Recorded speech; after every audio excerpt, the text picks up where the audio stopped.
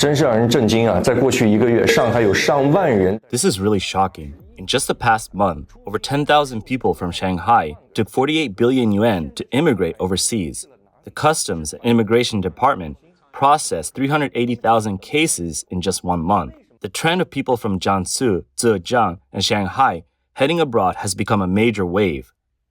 A recent video has been widely shared online, with reports indicating that the immigration trend in Shanghai is intensifying. I heard people in Shanghai are even lining up overnight to get passports, and every family has someone planning to go abroad. The immigration offices in Shanghai are almost overflowing. 咱们做梦也没想到啊，这位头部城市的上海。We never imagined this. Shanghai, a major city, saw 380,000 people leave for other countries in just 1 month. It's honestly shocking. If we estimate, even if half of these people are traveling or going to work, that still leaves tens of thousands who are truly emigrating. Most are heading to Western European countries and Australia. Looking around, many of my friends and classmates are living abroad, and the numbers keep rising. This is something everyone should really think about. A total of 380,000 people have left the city, about 1/3 of the permanent population in Changning District. What's even more surprising is that these individuals have moved to destinations across 3 continents. Shanghai is one of China's most international cities. Its residents have always shown a strong desire to relocate overseas. At Hongqiao Railway Station, mobile booths offering immigration paperwork services have been spotted, assisting people with translating documents such as Shanghai property certificates and school transcripts for children. Online content creators in China have reported a surge in immigration from Shanghai, with people from lower income groups in mainland China beginning to look up to Taiwanese residents. The recent tensions between China and the U.S. have escalated, with the U.S. imposing tariffs of up to 245% on Chinese goods. This has severely impacted Chinese export companies, leading to rising unemployment and company closures, while the economy shows little sign of recovery. Other content creators have also pointed out that the number of people from Shanghai immigrating to Canada has significantly increased.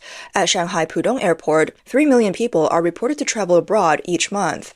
Of these, 60% are either moving to Canada, studying there, or traveling for work.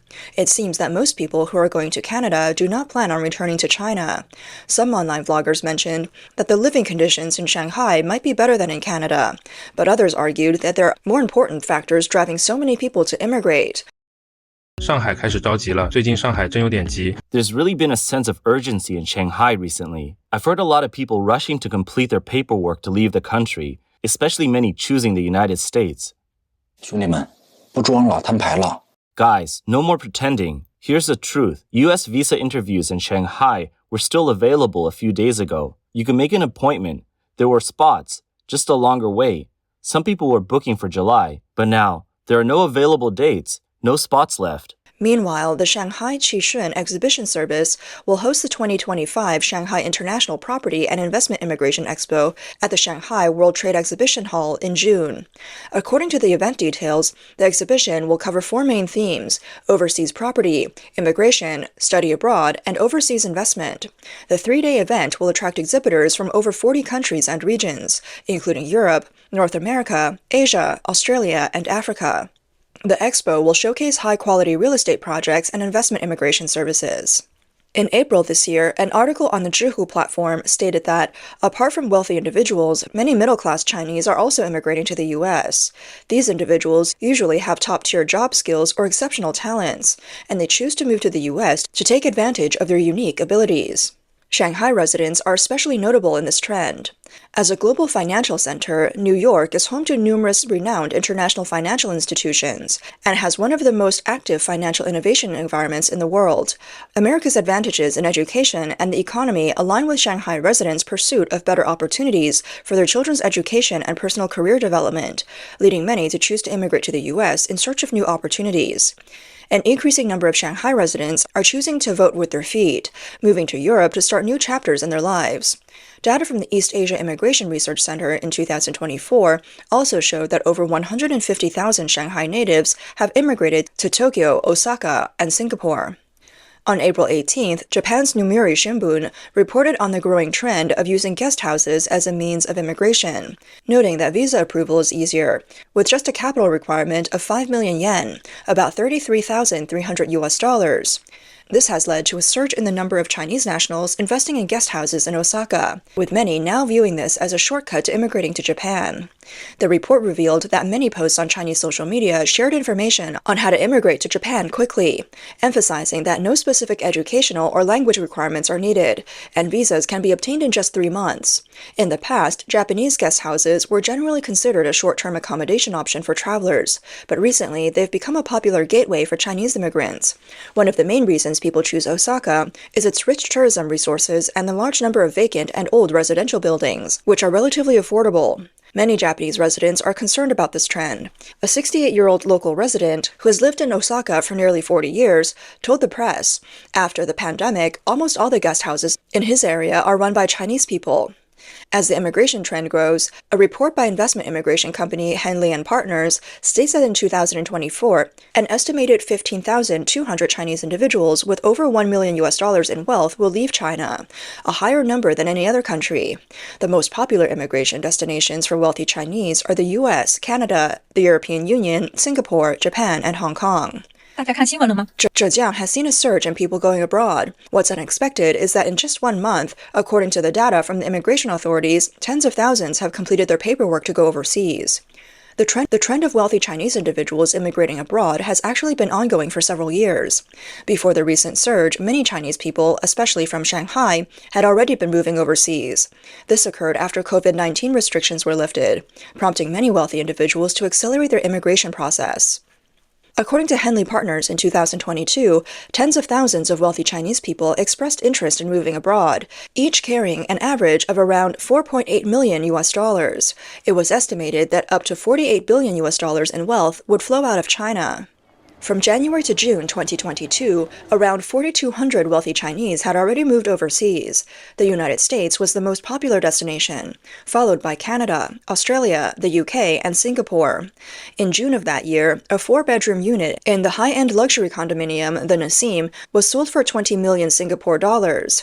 It's believed the buyer was from China. Another Chinese buyer purchased 20 apartments in Canning Hill Piers, with a total transaction value of over 85 million Singapore dollars. During the pandemic, China's strict lockdown measures led to various secondary problems.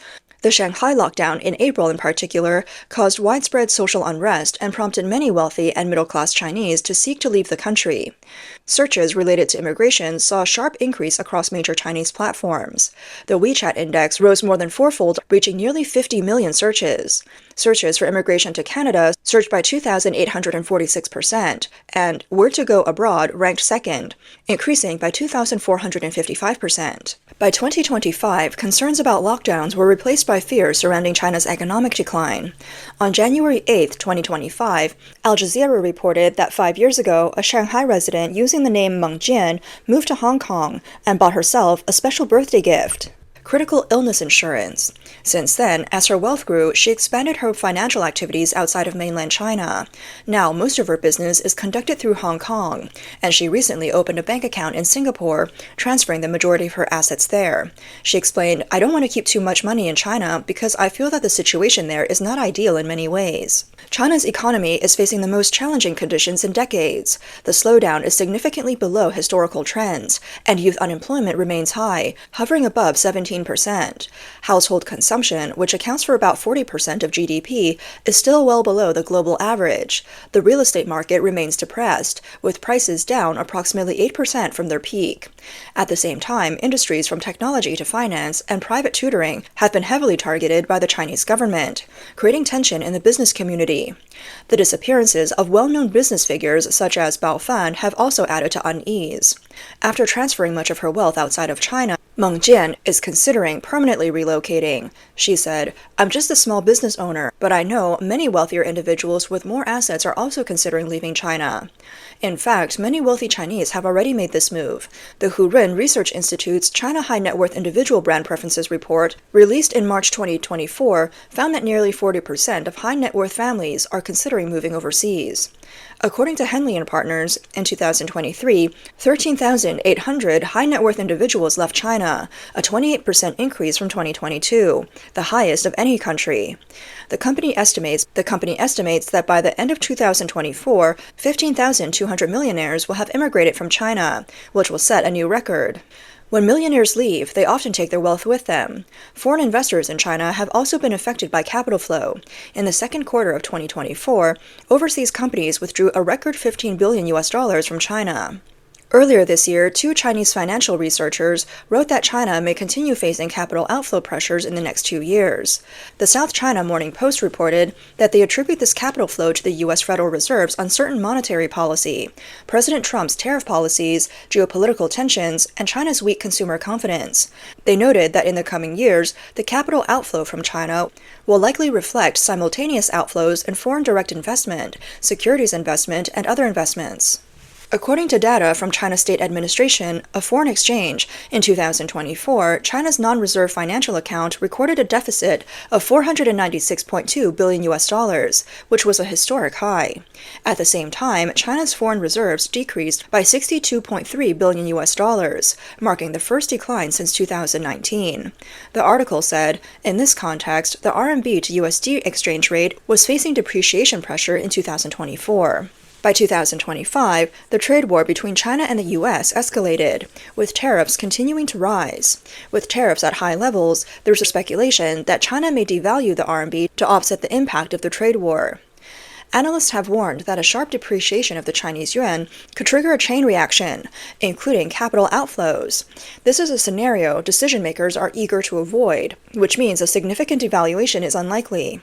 After the yuan's depreciation in 2015, capital outflows accelerated, with nearly $700 billion leaving China that year. China's economy has been declining for several years. With the impact of high U.S. tariffs on exports, large-scale capital outflows could further complicate the situation for Chinese leadership. China has experienced two major periods of cross-border capital outflows in this century. The first occurred from 2015 to 2016, with an average capital account deficit of $300.6 billion. The second, from 2000 to 2024, had an average capital account deficit of $216.9 billion. With the ongoing impact of high tariffs, capital outflows are likely to intensify. When discussing capital flight, one must mention Ka-shing, a prominent figure in Hong Kong's investment community. He's known as a barometer of the market. Li, often referred to Superman Li, has a reputation for decisively exiting markets before crises hit. He has consistently managed to steer his capital away from risks associated with the Chinese government. During the 2008 global financial crisis, while the Hong Kong real estate market was in panic, Ka-shing sold valuable land in Shanghai's Jing'an district for $4.8 billion, successfully avoiding the downturn. In 2013, he quietly sold real estate in Guangzhou and Nanjing, and the housing market was still thriving. When the real estate market faced a crisis in 2015, Li was the only major investor smiling, having already sold 200 billion RMB in assets. In 2017, Ka-shing sold the Central Center in Hong Kong for 40.2 billion Hong Kong dollars. At the time, the sale seemed puzzling, but after the 2019 Hong Kong protests, the city's economy sank, and the value of Central shrank by $15 billion. It became clear that Li had made another successful move. In early 2020, during the COVID-19 pandemic, Li quickly abandoned a plan to acquire office buildings in London worth 17 billion Hong Kong dollars. Following the pandemic, British commercial real estate prices plummeted, with values falling by half and yet to recover. Ka-shing avoided another financial loss. Now, amid the U.S.-China tariff war, Li's C.K. Hutchison Holdings reached a preliminary agreement to sell 2 Panama Canal ports to U.S.-based BlackRock Inc., an Italian Mediterranean shipping company. This move further distances his capital from the Chinese government. Meanwhile, the Chinese government has escalated pressure on Li, with state-controlled media in Hong Kong accusing him of ignoring calls from the authorities and threatening to use national security laws to force compliance. On May 1st, the state-backed newspaper Da Kongbao commented again on C.K. Hutchison's port deal, claiming that the Ministry of Foreign Affairs and the State Administration for Market Regulation had issued statements, but that C.K. Hutchison had, quote, turned a deaf ear. The article warned that, aside from antitrust laws, national security laws could be invoked if necessary. The Mingbao newspaper quoted Liu Zhaojia, an advisor to the China National Hong Kong and Macau Studies Association, stating that a decision on whether the deal involves national security issues would be made after Beijing's review. David Wong, an economist in the US, previously said that whether or not Li Ka-shing sells the ports, it would not be beneficial to China. If Beijing strongly interferes with Li's freedom to conduct business, and if the ports are not sold, it would mean that China is exporting the model of party leadership over everything, leading to a collapse of Beijing's credibility in global capital markets. On the other hand, if the sale goes through, it would give the US control over the Panama Canal, effectively removing China's influence in Latin America and its Belt and Road Initiative. In the ongoing US-China tariff war, it's likely that more capital, similar to Li Ka-shing's, will continue to leave China. As mentioned at the beginning of the video, the reason for the renewed attention on this topic is the increasing number of Chinese individuals taking their capital abroad and emigrating. As tensions between the US and China deepen, this trend of capital outflows and immigration is likely to intensify.